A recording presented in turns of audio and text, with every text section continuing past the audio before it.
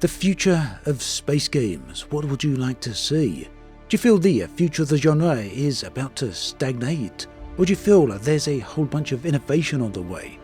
Now, based upon what we've seen just in 2023 so far, there's very strong arguments to be made for both cases, both the possibility of innovation as well as the possibility of stagnation in 2024 and beyond. And let's not forget how over the years the definition of what a space game actually is has completely changed. Let me know in the comment section what you feel a space game is and what it should be. So going forward, it seems to me that space games are going to be divided into two completely separate camps. Those games which have a very heavy focus on spaceships and what it means to fly in space. Great examples of this, of course, are Star Citizen as well as Elite Dangerous. Other games expand the scope considerably, having less of a focus on spaceships and more of a focus on other areas of gaming. Specifically, examples of this would be Starfield and No Man's Sky. So, where is the future heading for this once very niche genre?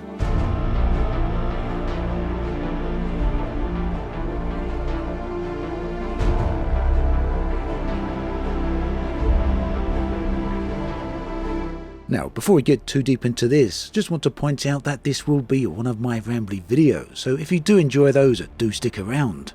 I think it's fair to say that 2023 has completely upended what it means to be a space game. It's also completely redefined the scale and size of the genre.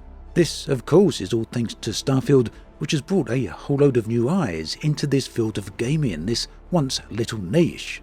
In some ways, this is undoubtedly going to be a good thing. In others, perhaps not so much. Interestingly, I do think over the years the definition of what it means to be a space game has certainly changed, and it's moved away from a full focus on spaceships to more towards a focus on life in space in general. Or to put it another way, it's about the expansion of focus. A great example of this and how it turned out to be somewhat detrimental is Elite Dangerous. This was undoubtedly once the king of space games, and I'm sure some people still feel it is. After all, it's got a fantastic one-to-one galaxy and one of the best, if not the best, flight model in all of space gaming. Yet, with Elite's expansion Odyssey, the focus moved away from being exclusively on spaceships towards being more of a general space life sim. I've documented my opinion on this elsewhere many times before, so we won't go into all that again. But needless to say, a lot of other people have expressed their own thoughts and opinions on this as well, with some people being in favour of it, and other people, well, not quite so much. At the end of the day though, regardless of whatever your personal opinion about Odyssey actually is, one fact is inarguable, and that is, Elite Dangerous is no longer exclusively 100% about spaceships. This is a changing trend we can see all throughout the entire genre.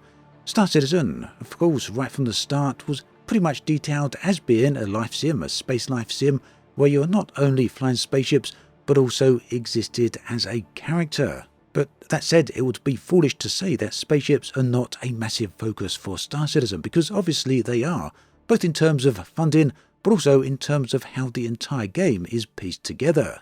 But also, let's be clear, Star Citizen does come from a different era of gaming. Firstly, it started its life in 2012, and secondly, it's got Chris Roberts behind it, whose focus, well, is generally on space games. So it makes sense, right, that the focus for Star Citizen would definitely surround spaceships. But if we look to other games, other big titles in the genre, things feel somewhat different. And just quickly, if I may, please do consider liking and subscribing this video if you're at all finding it interesting. It really does help both the channel as well as the video. Now, when it comes to No Man's Sky, of course, ships are a big part of the game, but they're by no means the main focus. In fact, whenever you see people playing, the vast majority of the time you see them playing down on the surface of planets. In fact, there's many areas of No Man's Sky which simply don't involve the presence of a ship, whether that's resource gathering down on the surface of planets, or base building, spelunking, or even seeking out sentinels on planetary surfaces. Not to mention those planet-bound settlements. Of course, there is activities in space. You can board massive space freighters and shipwrecks, although these too, you're generally not really controlling the spaceship, but rather inside massive spaceships. In short, when it comes to No Man's Sky, the spaceship is a vehicle simply used to get you from A to B, with a little bit of combat and other adventure thrown into the mix here and there.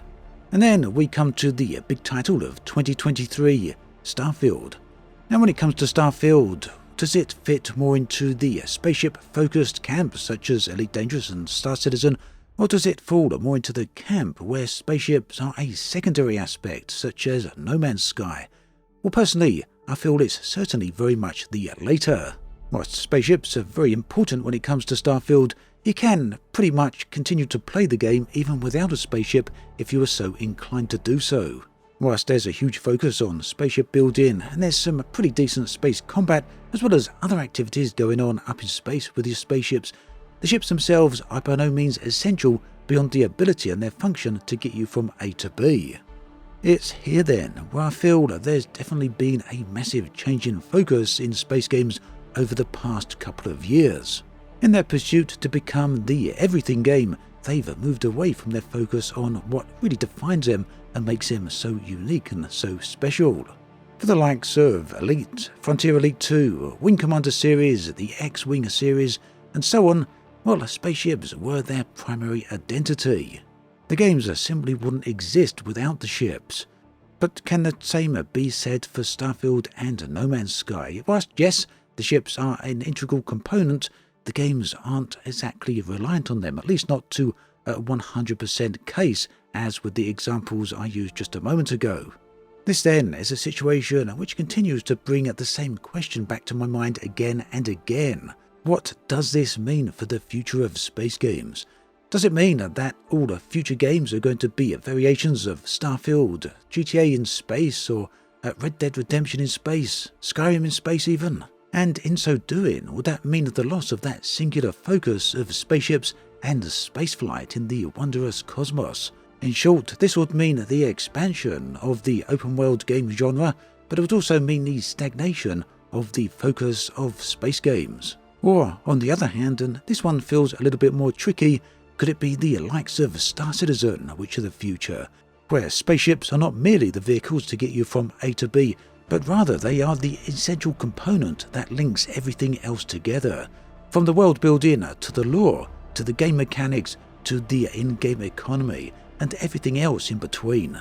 This would mark the innovation of the genre. Which of the two futures do you see happening, or perhaps you feel that there's going to be a blend of both?